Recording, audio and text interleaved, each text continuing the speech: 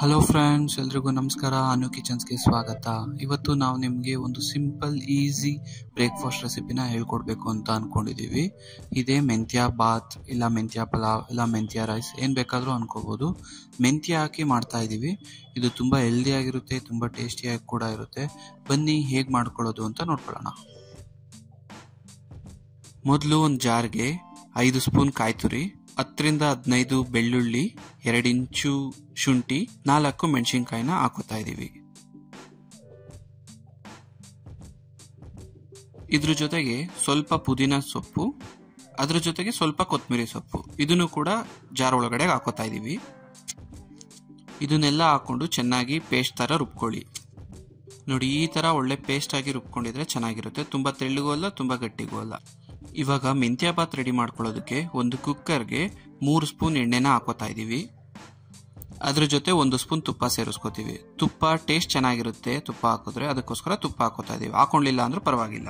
ಎಣ್ಣೆ ಸ್ವಲ್ಪ ಕಾಯ್ದ್ಮೇಲೆ ಅದಕ್ಕೆ ಚಕ್ಕೆ, ಲವಂಗ, ಸ್ಟಾರ್ ಹೂವ, ಪಲಾವ್ ಎಲೆ, 1 ಸ್ಪೂನ್ ಸೋಂಪು, ಯಾಲಕ್ಕಿ ಇಷ್ಟನ್ನು ಕುಕ್ಕರ್ ಒಳಗಡೆ ಹಾಕೋತಾ ಇದೀವಿ.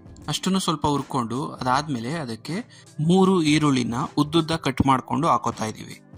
ಇವಾಗ ಈರುಳ್ಳಿನ ಸ್ವಲ್ಪ ಕೆಂಪುಗೋಗೋವರೆಗೂ ಚೆನ್ನಾಗಿ ಹುರ್ಕೊಳ್ಳಿ.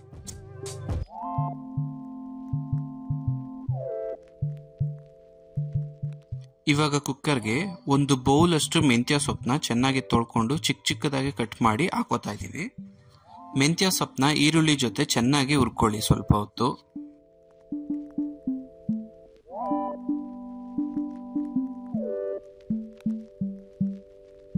ಮೆಂತ್ಯ ಸೊಪ್ಪಲ್ಲಿ ತುಂಬಾ ಕಹಿ ಅಂಶ ಇರುತ್ತೆ, ಅದಕ್ಕೋಸ್ಕರ 1/4 ಸ್ಪೂನ್ ಅಷ್ಟು ಅರಿಶಿನ ಹಾಕೊಂಡು ಅದನ್ನ ಚೆನ್ನಾಗಿ ಹುರ್ಕೊಬೇಕು. ಮೆಂತ್ಯ ಸೊಪ್ಪನ್ನ ಚೆನ್ನಾಗಿ ಹುರ್ಕೊಂತಾ ಬರಬೇಕು.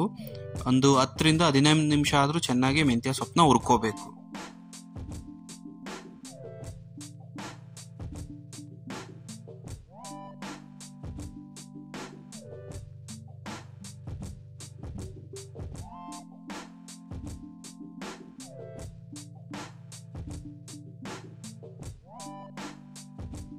ಮೆಂತ್ಯ ಸೊಪ್ಪನ್ನ ಚೆನ್ನಾಗಿ ಹುರ್ಕೊಂಡಿದೀವಿ. ಇವಾಗ ಇದಕ್ಕೆ 2 ನಾಟಿ ಟೊಮೊಟೊನ ಕಟ್ ಮಾಡ್ಕೊಂಡು ಹಾಕೊಂತಾ ಇದೀವಿ. ಟೊಮೊಟೊ ಸ್ವಲ್ಪ ಬೇಕೋಬೇಕು, ಅದಕ್ಕೋಸ್ಕರ ಈರುಳ್ಳಿ ಮತ್ತೆ ಮೆಂತ್ಯ ಜೊತೆ ಟೊಮೊಟೊನ ಚೆನ್ನಾಗಿ ಹುರ್ಕೊಳ್ಳಿ.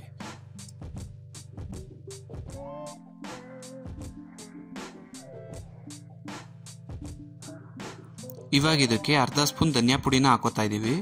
ನಾವಿಲ್ಲಿ ಧನಿಯಾ ಪುಡಿ ಬಿಟ್ರೆ ಈ ಅಡಿಗೆಗೆ ಬೇರೆ ಯಾವ ಮಸಾಲೆ ಯೂಸ್ ಮಾಡ್ಕೊಳ್ಳೋದಿಲ್ಲ, ಅದಕ್ಕೋಸ್ಕರ 1/2 ಸ್ಪೂನ್ ಧನಿಯಾ ಪುಡಿ ಹಾಕೊಂಡು ಚೆನ್ನಾಗಿ ಹುರ್ಕೋತಾ ಇದೀವಿ.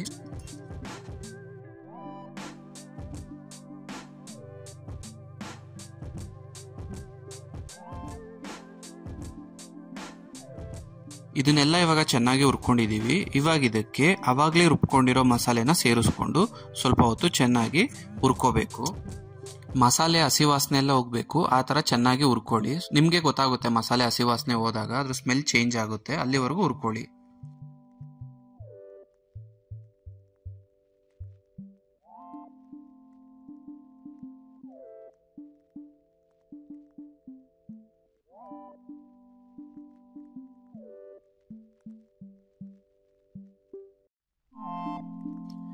ಇದಕ್ಕಿವಾಗ 1/2 ಬೌಲ್ ಅಷ್ಟು ಅಳ್ಸುಂಡೆ ಕಾಳನ್ನ ಹಾಕೋತಾ ಇದೀವಿ. ನಿಮಗ್ ಬೇಕು ಅಂದ್ರೆ ಬಟಾಣಿ ಕೂಡ ಹಾಕೋಬಹುದು, ಬಟ್ ಇವಾಗ ನಮ್ಗೆ ಅಳ್ಸುಂಡೆ ಕಾಳು ಸೀಸನ್ ಇರೋದ್ರಿಂದ ನಾವು ಅಳ್ಸುಂಡೆ ಕಾಳು ತಗೊಂಡು ಹಾಕೊಂಡಿದೀವಿ.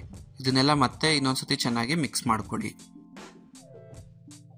ಇವಾಗ ರುಚಿಗೆ ತಕ್ಕಷ್ಟು ಉಪ್ಪನ್ನ ಹಾಕೋತಾ ಇದೀವಿ.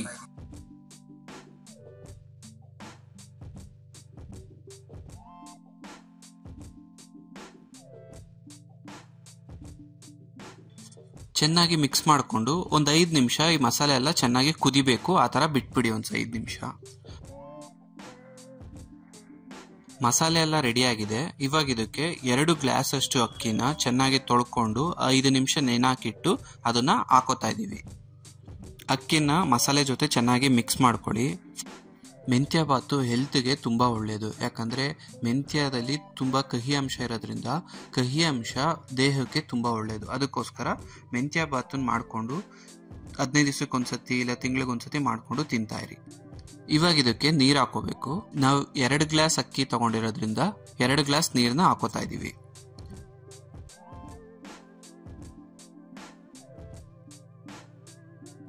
ಇದಕ್ಕೆ ರುಚಿಗೆ ತಕ್ಕಷ್ಟು ಉಪ್ಪು ಹಾಕಿ ಕುಕ್ಕರ್ ಮುಚ್ಚಳ ಮುಚ್ಚಿ 2 ಕೂಗು ಕೂಗಿಸ್ಕೊಳ್ಳಿ ಸಾಕು.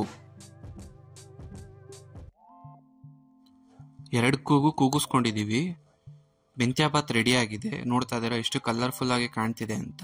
ನೋಡೋದಕ್ಕೆ ಪಲಾವ್ ತರ ಕಾಣಿಸ್ಬೋದು, ಬಟ್ ಟೇಸ್ಟ್ ತುಂಬಾ ಡಿಫ್ರೆಂಟ್ ಆಗಿರುತ್ತೆ. ಇಲ್ಲಿ ಯಾವುದೇ ತರಕಾರಿ ಯೂಸ್ ಮಾಡಲ್ಲ, ನಾವು ಪಲಾವ್ ಯೂಸ್ ಮಾಡೋ ತರ ತರಕಾರಿನ ಯೂಸ್ ಮಾಡೋದಿಲ್ಲ. ಸಿಂಪಲ್ ಆಗಿ ಕೆಲವು ಐಟಮ್ ಅಲ್ಲಿ ಮಾಡ್ಕೊಳ್ಳೋ ಒಳ್ಳೆ ಟೇಸ್ಟಿ ಮತ್ತೆ ಹೆಲ್ದಿ ಫುಡ್ ಈ ಮೆಂತ್ಯಭಾತ್. ಐ ಹೋಪ್ ನಿಮ್ಗೆ ಇಷ್ಟ ಆಗಿದೆ ಅಂತ ಅನ್ಕೋತೀವಿ.